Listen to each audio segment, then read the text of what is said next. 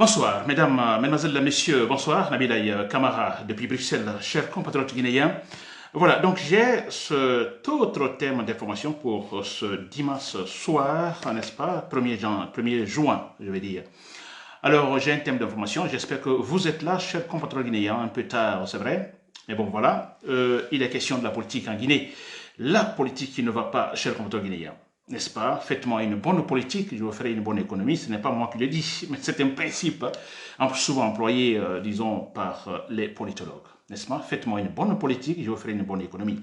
Et en Guinée actuellement, écoutez, depuis toujours d'ailleurs, on n'a pas la bonne politique et on n'est pas sur le chemin pour faire une très bonne politique, n'est-ce pas? Et ce qui fait qu'il y aura toujours de la pagaille, une mauvaise économie, le développement éloigné de nos chers compteurs guinéens, n'est-ce pas? J'ai ce thème d'information ce soir. Alors, je parle, il y a deux éléments dans ce thème. Je parle de Mamadi Doumbouya, une promesse non tenue de Mamadi Doumbouya qui aura des conséquences graves. Donc, je le dirai tout à l'heure, cette promesse. Et en deuxième position, c'est de l'actualité aussi dans l'UFDG. Je m'adresse à Joaquim Bamba Milimono, ce traître, l'inintelligent, Joaquim Bamba Milimono.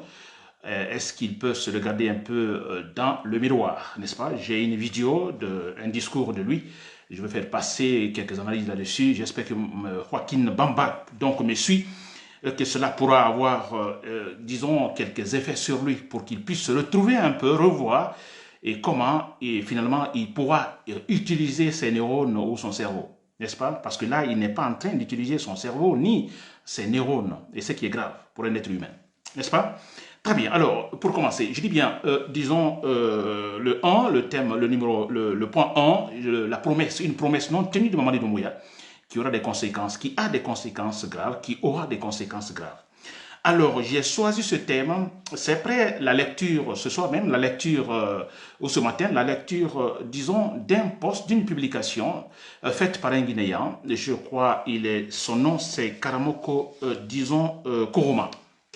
C'est écrit, donc j'ai publié ça sur mon fil, mon profil Facebook. Vous pouvez lire, ce post, cette publication ou cet article de Monsieur Karamoko Koroma. Je crois que c'est un Guinéen, compatriote guinéen qui réside, je crois, au Canada. Très bien.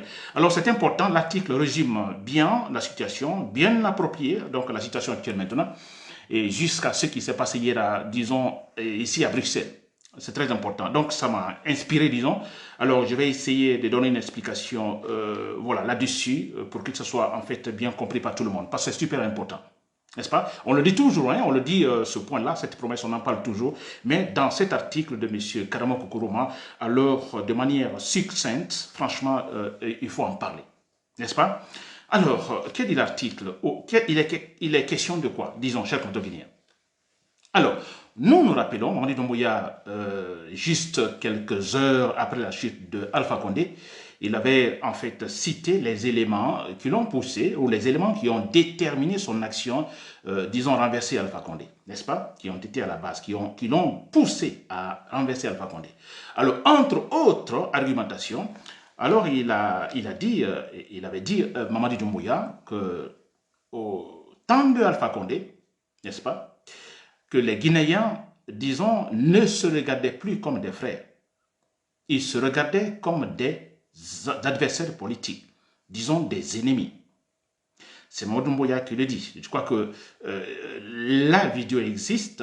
Alors, c'était en fait une interview qu'il a accordée aux journalistes de France 24 RFI sur ce plateau. Il l'a dit, n'est-ce pas? Je crois face aussi à un autre, ce journaliste camerounais bien connu, vous pouvez me rappeler son nom. Et là aussi, il a répété plusieurs fois, c'est-à-dire que, bon, écoutez, finalement, les Guinéens ne se regardaient plus comme des frères, mais ils se regardaient comme des adversaires politiques. Seulement ça, disons des ennemis. N'est-ce pas? Alors, vous voyez, la promesse, donc, en fait, le point sur cette situation de la part de Mamadi Doumbouya, cette argumentation, écoutez, c'est une vérité. Au temps d'Alpha Condé, il y avait ce qu'on appelle la tension sociale, politique et sociale. Ça, c'est vrai. N'est-ce pas? Voilà, on était à un doigt, disons, d'une guerre civile, s'il faut. Ou d'une guerre civile, ou en fait, disons, d'un coup d'État militaire. Et comme cela s'est passé finalement, un coup d'État militaire, n'est-ce pas?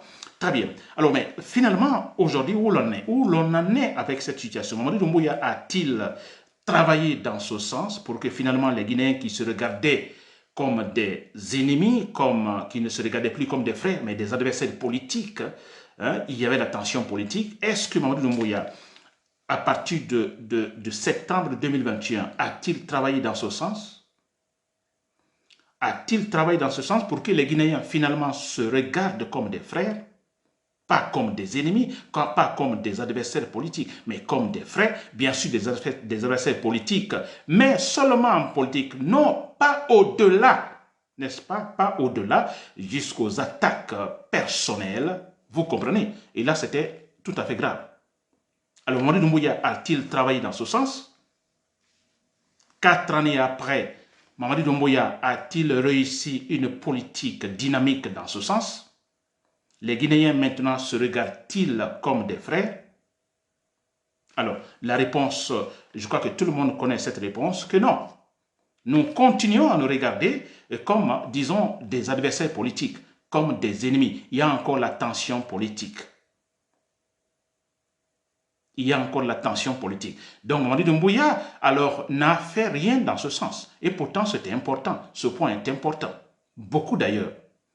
Alors, ne pas tenir cette promesse, ça a des conséquences graves. Regardez ce qui s'est passé hier à Bruxelles, n'est-ce pas? C'est une illustration. Ce qui s'est passé hier à Bruxelles, en fait, c'est le reflet de ce qui existe en Guinée. Mais en Guinée, bon, on pense qu'il y a la quiétude. Non, apparemment, oui, mais au fond, écoutez, je peux dire que ça bourdonne à l'intérieur.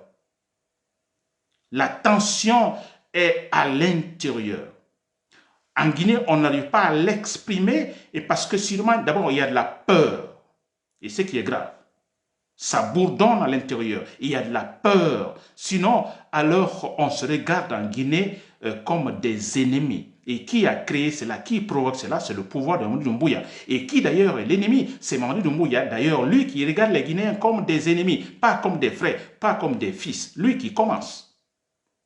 Alors, ce qui s'est passé hier à Bruxelles, je dis bien, c'est le reflet. C'est cette situation tendue en Guinée, voilà, qui en fait se reporte ici à Bruxelles, s'il vous plaît. Vous avez vu hier cette tension entre les Guinéens qui se battent entre eux. On est hors de la Guinée. N'est-ce pas? On a vu cela, qu'il y ait des anti disons Mamadi Doumbouya et des pro-Mamadi Doumbouya, n'est-ce pas, ou les pro-démocrates, je préfère ainsi. Mais écoutez, on peut dire tout simplement qu'il y a l'échec de Mamadi Doumbouya. Après 4 années de transition, on peut dire, pour moi, la transition s'est finie l'année dernière, mais bon, voilà, disons de la transition, parce qu'il n'est d'ailleurs plus le président, mais disons de la transition. Après 4 années là-bas au pouvoir, confisquant les appareils de l'État, a-t-il réussi? Il a échoué, s'il vous plaît. Les Guinéens se battent à l'extérieur. En Guinée, non, parce qu'en Guinée, vous voyez les manifestations qui sont interdites et tout cela. Alors, vous critiquez, vous êtes pris, les gens sont assassinés, en fait, les bouches fermées. Alors, vous parlez trop, vous perdez votre boulot, etc., ou vous êtes en prison, ou vous disparaissez. Vous comprenez? Alors, ce qui fait qu'on ne peut pas, pour le moment, manifestement, comprendre cette situation. Mais vous voyez, nous sommes à l'extérieur, nous sommes en Belgique, ici à la démocratie, on accepte que les gens en fait, se manifestent, expriment leur opinion. Vous voyez, et là, tout de suite, on a noté cette situation qui existe en Guinée, qui se reporte ici en Belgique. Ça se voit, ce phénomène. Les Guinéens ne se regardent plus comme des frères, ils se regardent comme des ennemis, des adversaires politiques. Mamadou Doumbouya a échoué dans ce sens. Entre autres, il a échoué. Mais c'est vrai, totalement échoué. Il n'a mené aucune politique dans ce sens-là. Et qui est là-bas? Non seulement il est le responsable de cette situation, mais d'ailleurs, c'est lui le premier, n'est-ce pas, à ne pas regarder les Guinéens comme les patriotes, comme les frères. N'est-ce pas? Lui, le premier à le faire. Mais regardez ce qu'il fait. Alors d'abord, s'il refuse de respecter son engagement, ça, c'est un. Parce que là, en respectant son engagement, vous vous faites respecter, n'est-ce pas? Alors, il ne se fait pas respecter. Donc, le premier a créé, disons, de la pagaille, en fait. Et imaginez, il refuse que les gens manifestent. N'est-ce pas? Alors, ça crée quoi? Mais ça crée ce qu'on appelle ici de la frustration. C'est vrai. On a les partis politiques qui sont là, d'ailleurs, qui ne peuvent plus s'exprimer. Ça crée ce qu'on appelle ici de la frustration. De la frustration parce que, il dit, les manifestations sont interdites, vous comprenez? Alors, c'est un communiqué officiel, n'est-ce pas, qui sort de la présidence, qui annonce cela. Personne ne doit manifester, pas d'attroupement, pas de soutien d'ici ou de là. Absolument rien. Mais ce que nous remarquons, lui, Mamadi Doumbouya, lui, s'il peut manifester, lui, il peut créer des comités de soutien, des mouvements de soutien. Ils font des marches, ils font des manifestations. N'est-ce pas, source de frustration? Alors, ça crée de la frustration, ça nous jette dans ce qu'on appelle, j'appelle toujours cette situation, disons, de la politique de l'émotion. Mais c'est vrai, ça aggrave même cela. Ceux qui ne voudraient pas entrer dans cette politique de l'émotion, finalement, ils sont obligés d'y être parce que voilà ce que Mamadi Doumbouya a fait. Lui seul peut manifester, interdisant aux autres citoyens de manifester. N'est-ce pas? Et quand il y a la frustration, et quand il y a une telle situation, on ne va plus regarder les autres comme des frères. Ce sont nos ennemis. N'est-ce pas? Ce sont des adversaires politiques. Qui a créé cela? C'est Mamadi Doumbouya, s'il vous plaît. C'est lui qui crée cela. Donc, le premier a détesté, à ne pas regarder ces autres Guinéens comme des frères. Pourtant, il a dit ça. Il a dit, après avoir renversé Alpha Condé, dans son argumentation, les Guinéens, au temps d'Alpha Condé, il y avait la tension sociale et la tension politique. Les Guinéens ne se regardaient plus comme des frères, mais comme des adversaires politiques, des ennemis, s'il vous plaît. Le monsieur est en train, en fait, de jeter de l'huile sur le feu. C'est lui qui crée des tensions, s'il vous plaît. Il partage de l'argent par-ci, par-là, des maisons, de la voiture par-ci, par-là, pour qu'on le soutienne. Et s'il est question de le soutenir, parce qu'il y a une promesse, un engagement de sa part, que lui ne sera pas candidat, ni lui, ni aucun membre, en fait, disons, de la transition ne sera candidat. Il est en train de donner l'argent, de distribuer des voitures par-ci, par-là, pour qu'on le soutienne, pour qu'on, lui, il pense, pour qu'on oublie, en fait, cette promesse de sa part, c'est-à-dire qu'il ne sera pas candidat, qu'il va être fidèle à ce qu'on appelle, disons, à cette qu'on appelle à la charte de la transition. Vous voyez, donc il pousse donc à la division. Son action pousse à la division, mais c'est extraordinaire, s'il vous plaît. C'est extraordinaire. Il divise les Guinéens. Mais regardez ici à Bruxelles, franchement, c'est toute une division. L'ambassade de Guinée, ici en Belgique, qui devait être, disons, l'unificateur, n'est-ce pas? L'unificateur, il est le Guinéen, il représente tous les Guinéens ici, donc ce qui doit se battre pour qu'il y ait de l'unité entre les Guinéens, parce qu'il représente l'État ici en Belgique, l'ambassadeur représente l'État ici en Guinée. Et cet ambassadeur-là est capable de soutenir un groupe, n'est-ce pas? Il soutient un groupe et l'autre non. Il distribue de l'argent par-ci, par-là, n'est-ce pas, divisant du coup les Guinéens. Et pour soutenir quoi? Pour soutenir le mensonge en Guinée. Pour soutenir Mamadi Doumbouya qui, en fait, viole disons, sa propre parole. L'ambassadeur ici, représentant de l'État ici, divise les Guinéens. C'est extraordinaire. C'est quand même, c'est pitoyable, s'il vous plaît. Alors, c'est pourquoi moi je me dis quelque part, alors, quand hier il y a eu cette tension entre les Guinéens, je vous assure, je me disais, mais de toute façon, mais qui a créé tout ça? C'est Mamadi Doumbouya. Moi, quelque part, je n'accuse pas, en fait, les deux groupes, c'est-à-dire les pro-Mamadi Doumbouya, les pro-démocrates ou les pro-Mamadi Doumbouya. Quelque part, je fais une analyse, une réflexion profonde. Je ne les accuse pas, s'il vous plaît. Je ne peux pas les accuser. Ni l'un, ni l'autre. Je suis tout simplement déçu parce que je me dis, si Mamadi Doumbouya avait respecté sa parole, cette promesse-là, l'inquiétude qu'il a avancée en disant qu'au temps d'Alpha Condé, les Guinéens ne se regardaient plus comme des frères, s'il avait respecté, fait un travail politique dans ce sens-là, pour que les Guinéens finalement se regardent comme des frères, hier, il n'y aurait pas eu cette situation. Je vous assure, il n'y aurait pas eu cette situation entre les Guinéens. Jamais. L'ambassadeur guinéen ne se serait pas permis également de soutenir financièrement un groupe donné au détriment de l'autre. Il ne l'aurait pas fait. Et hier, c'était une honte parce que finalement, et que s'est-il passé? Je l'ai dit hier dans mon direct, que les gens avaient vu également tout un groupe de gens habillés en blanc au départ. C'était tous un seul groupe pour le moment, au départ. Alors, scandant les slogans Vive Mamadi Doumbouya, en fait, défendant, parlant des acquis de Mamadi Doumbouya en Guinée, la junte militaire. Mais quelques temps après, il note qu'il y a un autre groupe. Alors, il se pose des questions. Nous, les policiers nous demandaient, il y a certains journalistes africains qui sont ici à Bruxelles, qui, en fait, m'ont abordé en disant, monsieur, c'est quoi, en fait? On voit un groupe ici habillé en blanc, on voit d'autres, disons, habillés en rouge, couleur rouge. Ça signifie quoi? Vous êtes des Guinéens? Oui, nous sommes tous des Guinéens. Alors, mais qu'est-ce que ça signifie en blanc et en rouge? J'explique la situation, mais voilà, ils sont ébahis. Finalement, ils comprennent ce qu'il y a. Et les policiers qui n'avaient pas compris au départ, mais finalement, à la fin, ils ont compris. Ils ont compris, ils ont dit, bon, écoutez, écoutez, la prochaine fois, faites une demande officielle, une autorisation pour manifester. Vous aussi. Faites-le.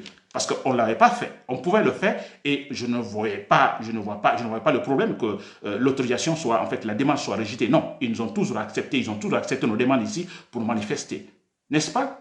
Très bien. Alors, vous avez vu finalement, qu'est-ce qu'ils ont remarqué? Il y a une division. Il y a une division. La Guinée est divisée ici en Belgique, s'il vous plaît.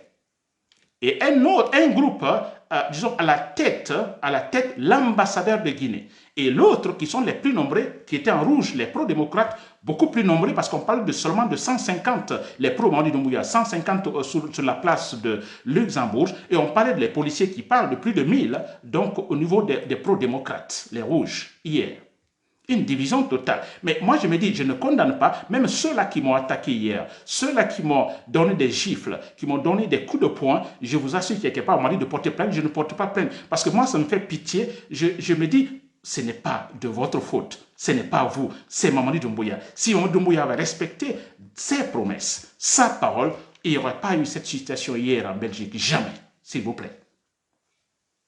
Vous voyez ça? Donc, c'est ce que je dis, les conséquences sont graves si Mamadi Doumbouya ne respecte pas. Parce que ici en Belgique, bon, la Guinée, on n'est pas nombreux hein, ici, mais c'est au pays où il y a un problème. C'est là-bas, ça bourdonne dans le ventre, dans le cœur. N'est-ce pas? Ça, en fait, il y a l'énervement. Mais il y a l'énervement, on a envie de s'éclater. On ne peut pas le faire parce qu'il y a la peur. Et quand il y a la peur qui doit discipliner, on n'appelle pas ça de la discipline. On dira, oh, en Guinée, il y a, disons, de la tranquillité. Oh, il y a ce qu'on appelle, disons, la stabilité. Ce n'est pas de la stabilité, ce n'est pas l'éducation. On a peur, comme Lansana Conté le disait, et quand il venait de renverser donc, le pouvoir révolutionnaire après la mort de Sékou Touré, les journalistes de RFI lui ont posé la question, Monsieur le Président Lansana Conté, mais vous venez de faire un coup d'état militaire. Pourquoi ne l'avez-vous pas fait pendant le vivant de Sékou Touré? Et parce que vous venez de démontrer, tout de suite, vous prenez le pouvoir et tout de suite, vous faites un changement, disons, un grand changement politique. Radicalement, c'est-à-dire total radical, c'est-à-dire du socialisme, de la révolution, du populisme à la démocratie, au libéralisme politique, au libéralisme économique. Alors, pourquoi ne l'aviez-vous pas fait au vivant de Sékou Touré? Lansana Conté, sa réponse était très claire, simple, mais écoutez, on était au temps de Sékou Touré comme si nous étions dans une pirogue, sur un fleuve, n'est-ce pas? Dans une pirogue sur un fleuve, dans ce fleuve rempli de caïmans, prêts à bouffer, affamés, prêts à vous bouffer. Alors, qu'il fallait-il faire? Une pirogue remplie de gens, ils sont dans la pirogue remplie. Donc, un petit mouvement, ça chavire, et puis voilà, à la merci des caïmans, qui sont là, affamés, les bouches ouvertes. Lansana Conté dit, alors, dans ce contexte, qu'il fallait-il faire? C'est de garder le silence, personne ne doit bouger, par nos mouvements, même parler. Parce qu'il ne faut pas que la pirogue, disons, fasse un petit mouvement, sinon tout de suite ça chavire. La peur aidant, il y avait la discipline. Mais là, ça n'a continué cette discipline-là dans la pirogue, c'est-à-dire le fait que tout le monde est resté calme, totalement calme dans la pirogue. Est-ce de la discipline? Est-ce de la bonne éducation, ce calme-là? Non, c'est la peur de ne pas tomber dans la bouche des caïmans, c'est tout. Et c'était comme ça, et c'est ce qui se passe actuellement en Guinée. En Guinée, ça bourdonne. En Guinée, on parlera de la quiétude, on parlera les gens sont calmes. Non, on dira, certains sont en train même de supporter Mamadi Doumbouya parce qu'ils reçoivent de l'argent, des voitures, tout ça. Oui, mais écoutez, la tension est là, et parce qu'on a peur. Les gens ont peur. Et la peur, ça ne va pas continuer toujours ainsi. Mamadi Doumbouya, ça ne va pas toujours continuer ainsi. Hier à Bruxelles, on a fait une démonstration. C'est une démonstration, les Guinéens qui s'entre-déchirent. Et ça, c'est vers la guerre civile. Ça va bourdonner en Guinée. Ça va arriver à Mamadi Doumbouya et ça sera trop tard pour vous, chers compatriotes guinéens. Je finis sur ce point-là. J'espère que vous m'avez suivi. Donc, vous, les gouvernés, n'est-ce pas? Mamadi Doumbouya et tout le groupe, j'espère que vous m'avez compris. Ensuite, pour terminer, j'ai le deuxième élément, il est question de l'UFDG. Alors, il est question de ce militant de l'UFDG, parce que voilà, il était coordinateur, disons, à la tête de la, disons, le coordinateur de l'UFDG, celui de communication de l'UFDG, il n'est plus, et donc il a été chassé de ce poste. Il est question de Joachim Bamba Milimono, n'est-ce pas? Alors, Joachim Bamba Milimono, vous le savez depuis un moment donné, alors il tente, à sa manière, de créer une sorte de trouble, disons, dans l'UFDG, n'est-ce pas? Alors, il pense, voilà, de façon ramassée, il pense que dans l'UFDG, alors, il y a une crise, il pense que la solution à cette crise, c'est-à-dire ce Soudan Diallo, doit, en fait, dégager, n'est-ce pas, être simple président d'honneur et qu'il faut le retour de, comment on appelle ça, Ousmane Gawal Diallo. Il parle aussi de la création d'un comité ad hoc, n'est-ce pas, un comité provisoire pour gérer la crise, n'est-ce pas? C'est Joachim Bamba Milimono qui le dit. Alors, il se montre ici comme un sage. Je l'ai toujours qualifié d'individu, d'un traître. Il n'est pas intelligent. Il n'est pas intelligent. On va écouter ses discours. Un discours, c'est Navarre, un discours qu'il a tenu antérieurement. Alors, voilà, il y a quelques mois ou quelques années. Alors, dirigé contre Mamadi Doumbouya. Alors, nous écoutons ce discours et nous essayons de faire une comparaison disons, des discours qu'il tient maintenant, s'il vous plaît. Pour voir combien de fois l'individu est irrationnel, n'est-ce pas? L'individu, je ne sais pas s'il est plus valeureux qu'un animal dans la jungle, je ne crois pas. Parce que l'être humain, c'est la réflexion, c'est l'intelligence aussi. On va écouter ce qu'il dit ici, s'il vous plaît.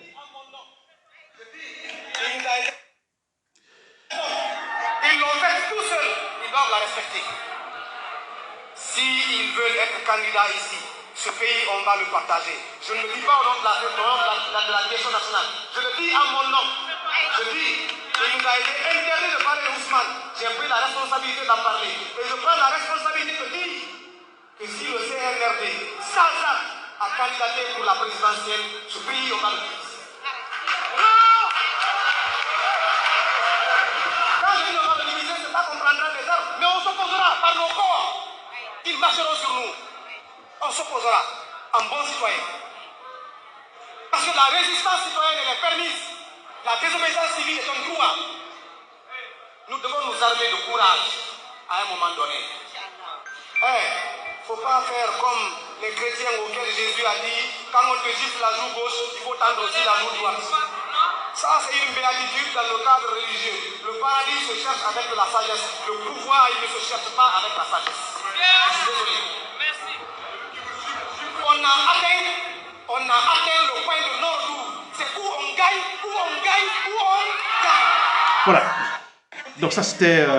donc vous l'avez écouté, il est question de Joachim Bamba Milimono, ce discours musclé de sa part, un discours, voilà, je trouve rationnel. Oui, parce que c'est la vérité, n'est-ce pas? Face à un tel pouvoir de Mamadi Doumbouya, je crois que c'est un discours adéquat, c'est un discours pareil qu'il faut.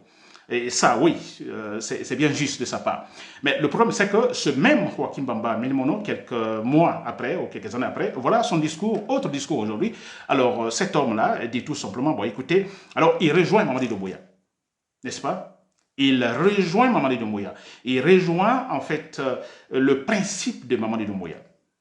Alors, ce principe, il est question alors de faire taire tous les partis politiques. Ou il est question que tous les partis politiques, finalement, soutiennent sa candidature. Il est question, ce principe, que finalement, il n'y aura pas, disons, il est question de balayer le multipartisme. On aura un parti-État. Aujourd'hui, ce même Joachim Bamba, vous avez suivi, cet homme-là, de façon musclée, vous l'avez dit ce qu'il a dit, il s'adresse à Mamadi Doumbouya, au groupe, et ils ont créé une charte de la transition. Ils doivent la respecter. Ils l'ont élaborée sans consulter les Guinéens. Ils n'ont consulté personne, ils l'ont élaborée. Alors, Joachim dit, alors ils doivent la respecter. Que parler de la candidature de Mamadi Doumbouya, il ne faut même pas toucher. Il ne peut pas être candidat. Et il dit le pouvoir, ce n'est pas, disons, disons, la sagesse. Non, il dit le pouvoir, ce n'est pas par la sagesse. N'est-ce pas? Le pouvoir aussi, écoutez, c'est par la force. C'est Joachim Bamba qui le dit. Et aujourd'hui, nous l'attendons dire que dans l'UFDG, il faut changer la politique. Il faut changer la manière de gérer. N'est-ce pas?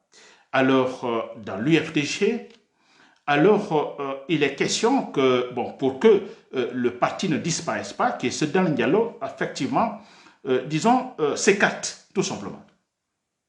N'est-ce pas? Que sinon, le parti va disparaître. Et l'autre côté, on a ce même Joachim Bamba Milimono qui est, en fait, l'allié de Ousmane Gawal Diallo. Parce qu'ils sont tous traînés, entraînés, vous voyez, où, en fait, leur action est gérée par Ousmane Gawal Diallo. Et on a Ousmane Gawal Diallo qui a son idée, c'est quoi? Alors, il veut la tête de l'UFDG, il veut la présidente de l'UFDG, n'est-ce pas? Il ne sera pas candidat, mais il dit, mon candidat, c'est Mamadi Doumbouya. Donc, automatiquement, logiquement, on n'a pas besoin donc de réfléchir beaucoup là-dessus. Ça signifie que l'UFDG va tout simplement soutenir Mamadi Doumbouya. N'est-ce pas? L'UFDG n'aura pas, le plus grand parti du pays n'aura pas un candidat. Imaginons que dans quelques mois, il y a des élections et que Ousmane Gawal Diallo est à la tête de l'UFDG. Ça signifie que l'UFDG participera donc à cette élection ou ne participera pas à cette élection parce qu'il n'aura pas de candidat. Son candidat, c'est Mamadi Doumbouya. Joachim Bamba est avec Ousmane Gawal Diallo, s'il vous plaît. Et je disais hier, en temps de guerre, voilà son discours là que nous venons d'écouter, qui vaut la peine, ce discours-là. C'est de tels discours qu'il faut tenir maintenant. Joachim Bamba Milimono, pendant que le parti est en situation de guerre. Alors, je parle de situation de guerre parce qu'il y a un ennemi extérieur qui attaque le parti. Alors, de tels discours, Joachim Bamba, que vous aviez donné il y a quelques années, que vous devez donner maintenant des discours pareils. En disant à Mamadi Doumbouya, vous avez rédacté votre charte de la transition, vous la respectez. Vous l'avez rédigée sans consulter les Guinéens, vous la respectez. Si vous ne la respectez pas, écoutez, on divise la Guinée. Parce qu'il a dit, on partage la Guinée. Joachim Bamba, c'est maintenant, il faut dire. Arrêtez vos conneries par-ci, par-là, que c'est dans le dialogue est ceci ou cela, que dans le parti il y a ceci et cela. Quand je dis ceci, on dit que je traite, ce n'est pas ça. Le parti est en temps de guerre, situation de guerre. C'est des discours pareils qu'il faut tenir, monsieur Joachim Bamba Milimono. N'est-ce pas? En fait, le même principe ou le même rappel à monsieur Baldé, c'est le Baldé. Vous voyez, vous avez écouté franchement ce discours-là. Si vous avez écouté, alors vous comparez à ce que cet homme est en train de dire maintenant, sa position actuelle, c'est-à-dire la disparition de l'UFDG, donc au profit de Mamadi Doumbouya. Et ce Mamadi Doumbouya à qui il disait, vous respectez la charte de la transition ou nous partageons la Guinée. Ou nous prenons le pouvoir, pas par la sagesse, mais par la force. Alors aujourd'hui, si avec ce changement, c'est ce qu'il disait, faut-il écouter ce guignol? Est-ce qu'il est normal? Il n'est pas normal. Il ne réfléchit pas. Alors moi, je le compare tout simplement à un animal dans la jungle, s'il vous plaît, très clairement. Voilà, chers commettants guinéens, j'espère que vous m'avez suivi. Les chers patriotes dans l'armée, je vais toujours m'adresser à vous. J'espère que vous m'avez compris. Et je disais l'autre fois que être rationnel, écoutez, c'est bien possible que maintenant certains sont dans le box, n'est-ce pas? Dans, disons, vous suivez l'idée de Mamadi Doumbouya, n'est-ce pas? Peut-être bêtement. Mais je suis sûr à 100%, chers patrons de l'armée, vous êtes patriote, vous êtes rationnel, peut-être patriote pour le moment, n'est-ce pas? Ou peut-être même pas patriote, vous suivez bêtement Mamadi Doumbouya, mais je suis sûr qu'à un moment donné, il arrivera où vous vous posez des questions. Est-ce qu'on n'exagère pas? Est-ce que Mamadi Doumbouya n'exagère pas? vous posez cette question. Et quand vous vous posez cette question, là, je dis bien là, commencera le début du comportement rationnel. Donc du patriotisme aussi, chers compatriotes guinéens.